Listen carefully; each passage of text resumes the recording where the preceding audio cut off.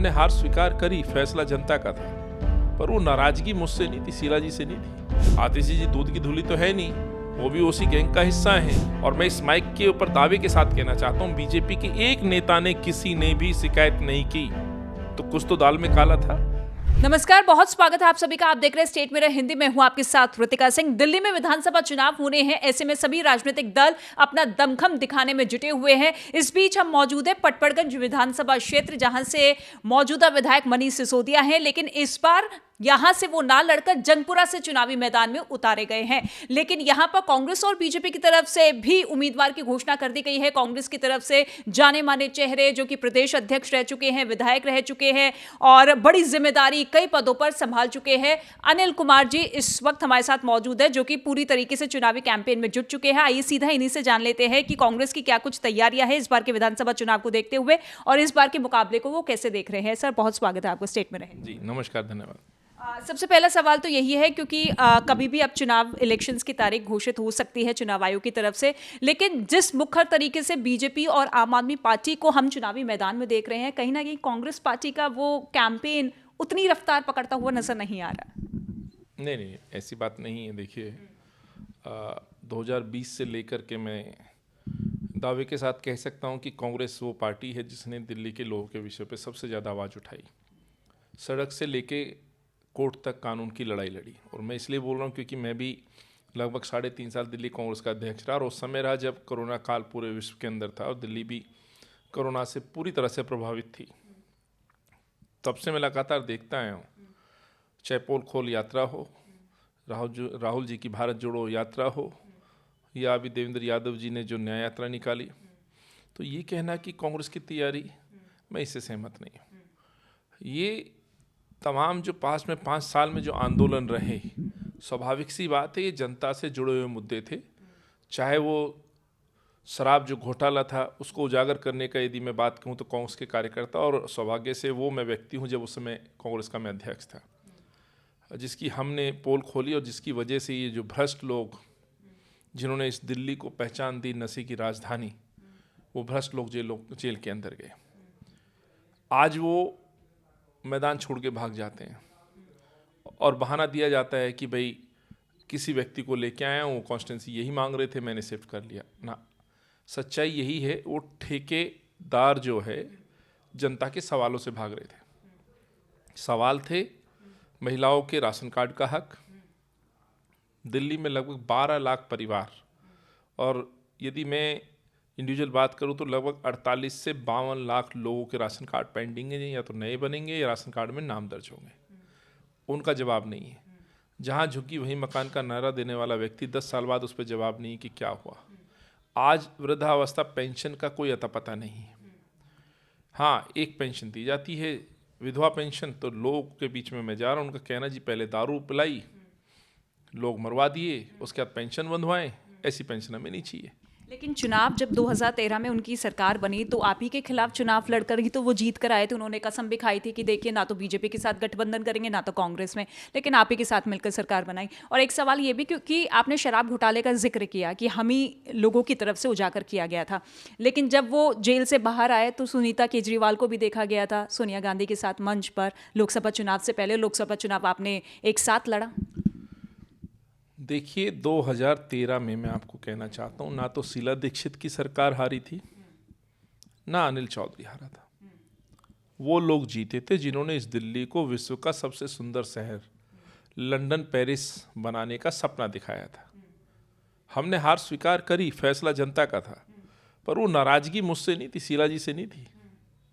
मेरी जनता ने तो मुझे तब भी प्रेम दिया, आज भी प्रेम दे रहे हैं, आगे आकर के मेरा स्वागत कर रहे हैं। हाँ, एक दल आया जिसका नेतृत्व अन्ना हजारे जी और केजरीवाल जी इस तरह के लोग कर रहे थे, जो कहते थे कि हम राजनीतिक दल नहीं बनाएंगे, लेकिन हाँ कुछ विषय पे हम आवाज़ उठा रहे हैं। वो विषय थे जन लोकपाल के। क्या हुआ जन लोकपाल का? बाद में केजरीवाल साहब अपनी इच्छाओं की पूर्ति के लिए राजनीति में आए गए, चुनाव लड़े। स्वाभाविक सी बात है, जो प्रश्न आपका है कि कांग्रेस खड़ी दिखाई दी, तो मुझे लगता है कांग्रेस ये स्पष्ट कर चुकी है कि हमसे जो गलती हुई 2013 में लगभग 8 महीने की, और उसका सबसे बड़ा रीजन सपोर्ट का हम पहले ही बता चुके हैं कि जब अल्पमत में सरकार हो और जो दिल्ली जो शहर कांग्रेस ने और शीला जी ने बनाया, उस शहर को यदि कोई आदमी आगे ले जाना चाहता है, यदि उसने कुछ वादा किया है तो उसको मौका दिया जाना चाहिए। लेकिन हम दावे के साथ कहते हम कैबिनेट का हिस्सा तो नहीं थे। कंफ्यूजन नहीं होगा लोगों के बीच में? वो सोचेंगे कि भाई लोकसभा चुनाव में तो हमने ऐसे उम्मीदवार को वोट दिया था जो कि आम आदमी पार्टी और कांग्रेस साथ साथ थे, इस बार अगर दो अलग अलग कैंडिडेट है तो किसे चूज करे? दिल्ली में कोई गठबंधन नहीं है तो कंफ्यूजन है ही नहीं। हम तो दिल्ली के मसले में, मैं तो 3.5 साल सड़क पे लड़ाई लड़ी, और मैं दावे के साथ कहता हूँ वो शराब की लड़ाई तो मैं नहीं लड़ी। डीटीसी के घोटाले को मैंने उजागर किया, ये शराब के घोटाले में जेल गए, और मेरा आप तमाम ऑन रिकॉर्ड चीज़ें मेरे ट्विटर हैंडल पे जाइएगा। मैंने कहा था कि केजरीवाल जेल जाएंगे, जेल गए। मैंने कहा था सिसोदिया जी जेल जाएंगे, जेल गए। क्योंकि हम आतिशी को लेकर कह रहे हैं कि आतिशी जाएगी जेल। देखिए, वो तो केजरीवाल जी कह रहे हैं, हो सकता है उनके पास कुछ इनपुट्स हों और उन्होंने गलत किया तो जेल जाएगी। लेकिन जब मैं अध्यक्ष था, मेरे पास जो इनपुट्स थे, जो एविडेंस थी, मैंने उसके ऊपर दावे के साथ कहा था कि जेल जाएंगे। और जहाँ तक मुझे मालूम है, माफ़ करिएगा, कोई आतिशी जी दूध की धुली तो है नहीं, वो भी उसी गैंग का हिस्सा हैं। किन जो हैं वो केजरीवाल साहब हैं। सो जो भी लेन देन जो करते हैं ये इन्हीं के नीचे के लोग करते होंगे, और इस दिल्ली को बेचने का काम कर रहे हैं। लेकिन शराब के मामले में तो मैं बीजेपी से भी प्रश्न पूछता रहा कि उनके 8 एमएलए और 7 सांसद आखिर कर क्या रहे थे। 250 निगम पार्षद थे, 3 मेयर थे उस समय। बीजेपी का कार्यालय दिल्ली में है, नड्डा जी और मोदी जी का कार्यालय यहाँ पे है, उनके प्रदेश अध्यक्ष का कार्यालय यहाँ है। 2 लाइन की किसी ने शिकायत नहीं की। क्या बीजेपी इसका जवाब देगी? क्यों नहीं की? आखिर उनका क्या इंटरेस्ट था? दिल्ली की लगभग 16 से 18 विधानसभाओं में एक शराब का ठेका नहीं था। मैं आपके श्रोताओं को कहना चाहता हूँ, और मैं इस माइक के ऊपर दावे के साथ कहना चाहता हूँ, बीजेपी के एक नेता ने, किसी ने भी शिकायत नहीं की। तो कुछ तो दाल में काला था। युवाओं को लेकर कांग्रेस पार्टी का क्या प्लान है? क्योंकि भत्ता देने की बात तो आप लोगों की तरफ से भी की जा रही है कि देखिए बेरोजगारी भत्ता देंगे युवाओं को। देखिए, यहाँ जो प्रश्न था आपका दीदी लाडली वाला, देखिए कभी भी कोई सरकार होती है, हमारा संविधान क्या है? एक ऐसा ग्रंथ है जिसको तमाम धर्म के लोग, जाति के लोग मानते हैं और पूजते हैं। वो संविधान हमें एक बराबरी लाने के लिए एक हक देता है। बाबा साहब भीमराव अंबेडकर साहब ने जब इस देश को जाना, समझा और एक संविधान बनाया, उसमें कहा कि बहुत सारे वर्ग हैं जो दबे कुचले लोग हैं, जो आज समाज के बिल्कुल निचले स्तर पे, उनको ऊपर लाने की जरूरत है, उनको मदद दी जाए, व्यवस्था की जाए। वो व्यवस्था दी गई संविधान के अंदर, और धीरे धीरे आज मैं गर्व के साथ कहता हूँ, संविधान की वजह से लाखों करोड़ों लोग, परिवार हैं जो ऊपर आज उठ पाए हैं। जो आज पूरी तरह से नहीं हो पाया, लेकिन कुछ तो लोग हैं ना, लाखों लोग कुछ तो हैं जो जिनको उनको बेनिफिट मिला और फायदा मिला। मेरा कहने का तात्पर्य, योजनाएं एक मदद के लिए होती हैं, और वो मदद उनको ऊपर बढ़ाने के लिए होती है। याद होगा कांग्रेस की एक लाडली योजना थी, बच्ची के जन्म के दौरान उसको 11,000 रुपये से रजिस्टर किया जाता था। माँ बाप कभी उसको बोझ ना समझे, माफ़ करना, दुख के साथ कहना पड़ता है, बच्चियाँ किसी घर में होती तो आज भी माँ बाप को ज़्यादा प्रश्न नहीं होते हैं। बहुत कम लोग होंगे जो प्रश्नता में जो है मिठाई बांटते होंगे।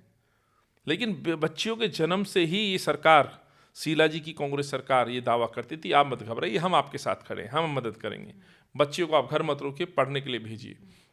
और एक ऐसी योजना बनाई गई कि बच्ची के जन्म के बाद जब बच्ची स्कूल जाएगी, नर्सरी में, तब उसको एक इंस्टॉलमेंट मिलेगी। जैसे 3री क्लास में आएगी फिर एक इंस्टॉलमेंट मिलेगी, फिर 6th क्लास में मिलेगी, फिर 8th या 9th में, और 12th के बाद उसको लगभग 1 लाख रुपए।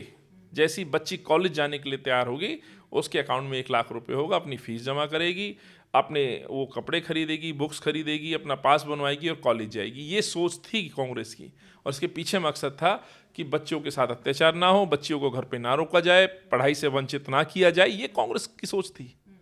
और इसी सोच के साथ मैं कहना चाह रहा हूँ कि ये योजनाएं कांग्रेस, मनरेगा क्या था पूरे देश के अंदर, जो ग्रामीण जो युवा जो शहर की तरफ पलायन कर रहा है, उसको उस गांव के अंदर रोजगार देना था। उसमें कुछ शिकायतें रही होंगी, लेकिन मकसद बहुत साफ था, भैया मेहनत करिए, काम करिए, आपको रोजगार की गारंटी 80 दिन की हम देंगे। पर ये बेईमान जिस तरह से सिर्फ घोषणाएं करे जा रहे हैं। क्या हुआ पंजाब में 2100 रुपये का वादा किया, हमने तो कहा कि कर्नाटका के आज उप मुख्यमंत्री DK शिव कुमार ने दावे के साथ कहा हम कर रहे हैं। राजस्थान में गहलोत जी की सरकार थी, हमने किया। तेलंगाना में हम कर रहे हैं। छत्तीसगढ़ में भूपेश बघेल जी कांग्रेस की सरकार थी, वहाँ पे हमने किया। तो हम तो एविडेंस दे रहे हैं, बैठाए ना ये केजरीवाल साहब पंजाब के किसी मुख्यमंत्री को आके कि हमने किया है, और बीजेपी बताए।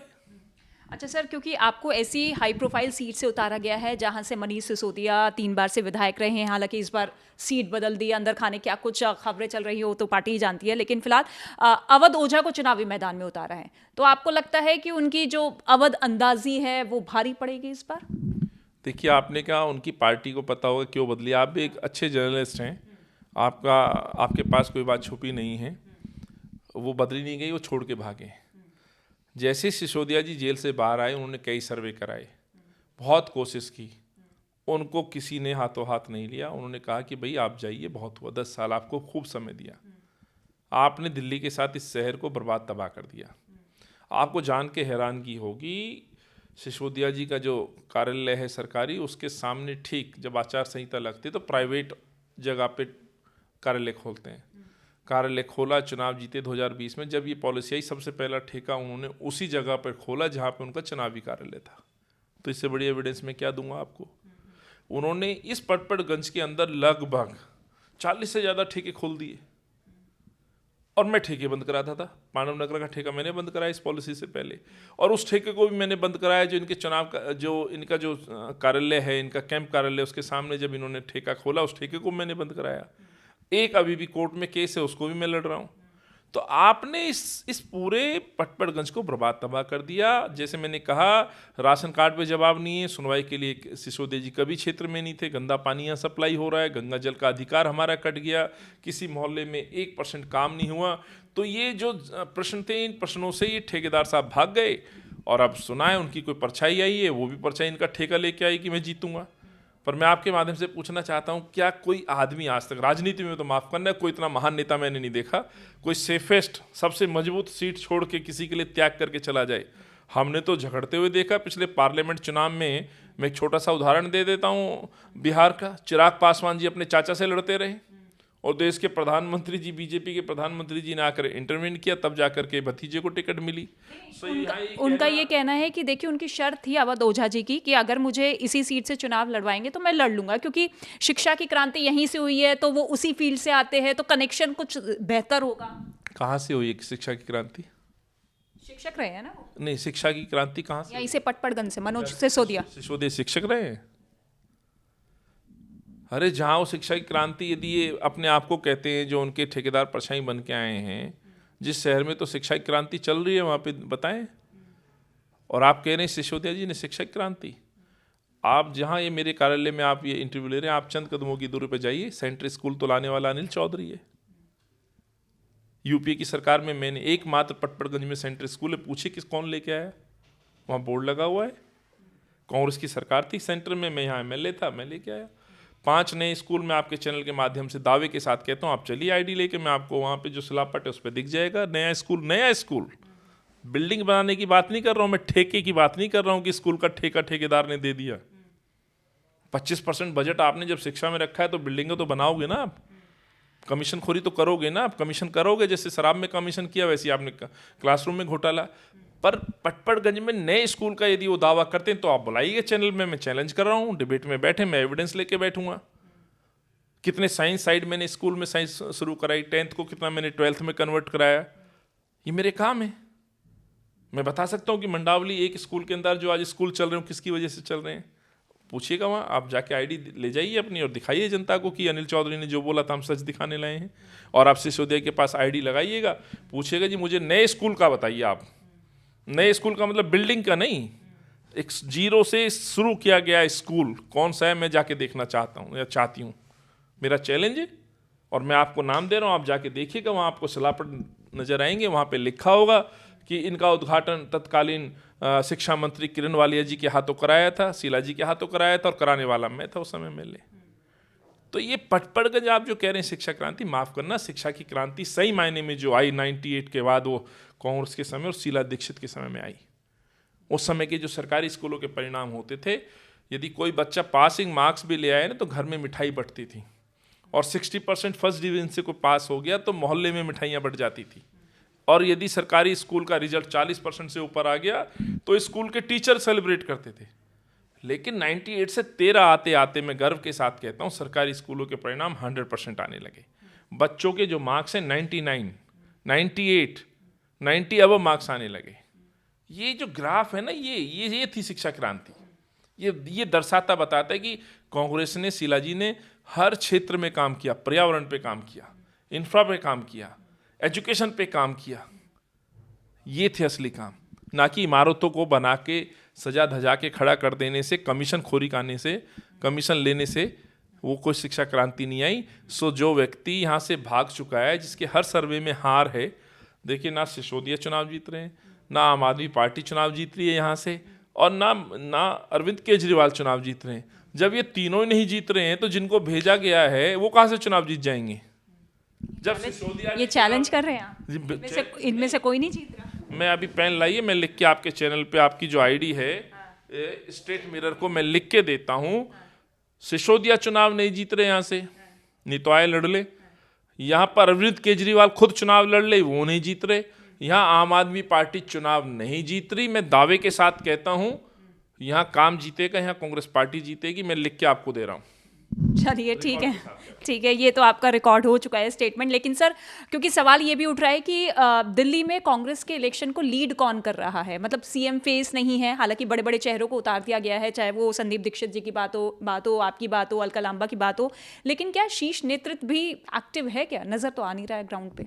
पूरी पार्टी चुनाव लड़ रही है। ये हाथ का सिंबल है ना, ये चुनाव लड़ रहा है, यही नेतृत्व है ना। हम जैसे लोग कितने आए, कितने चले गए, कितने लीडर्स आए जिन्होंने सर्व किया। शीला जी को मैं कम से कम सैकड़ों बार याद कर चुका हूँ आपकी आईडी पे। उस महान नेता को हम याद करते रहेंगे, लेकिन ये हाथ सिंबल हमेशा रहेगा। ये प्रतीक है डेवलपमेंट का, ये प्रतीक है एक स्वच्छ राजनीति का। इस दिल्ली के लिए तो खास तौर से मैं कह सकता हूँ ये प्रतीक है कि इन्होंने गरीबों को सपोर्ट किया, गरीबों के लिए रोजगार दिए, गरीबों को मकान दिए, इस शहर को बनाया, आगे बढ़ाया। ये हाथ का सिंबल प्रतीक है इस बात का कि कांग्रेस चुनाव लड़ रही है। कांग्रेस पार्टी शून्य से कहाँ दिख रही है इस बार के चुनाव? स्वाभाविक है, शून्य से नीचे तो कुछ है ही नहीं। आप जैसा बोल रहे हैं, मुझे मालूम है कि पिछले हम 2 चुनावों में 3 चुनावों में कोई सीट नहीं जीत सके, लेकिन दिल्ली के लोगों के दिल में आज भी हम लोग बसते हैं। वो पिछले 15 साल का जो काम है वो लोगों के सामने है। और दावे के साथ कहता हूँ, इस बार दिल्ली की आवाम कांग्रेस को चाहती है। मैं जहाँ जहाँ जाता हूँ लोग दिल खोल के स्वागत करते हैं। कल मैं फेस 2 मेरी पॉकेट बी के एक फंक्शन में गया था, 9 वर्ष के। वहाँ मेरी मातृशक्ति ने कहा अब आप आ जाओ, आ गए हैं, हमें खुशी है। इस तरह का जब शब्द आए तो अंदाजा लगाइए कि लोग कितना बेसब्री से इंतजार कर रहे हैं। कांग्रेस पार्टी मजबूती से चुनाव लड़ रही है, इस बार सरकार में आएगी, जनता लेकर के आएगी।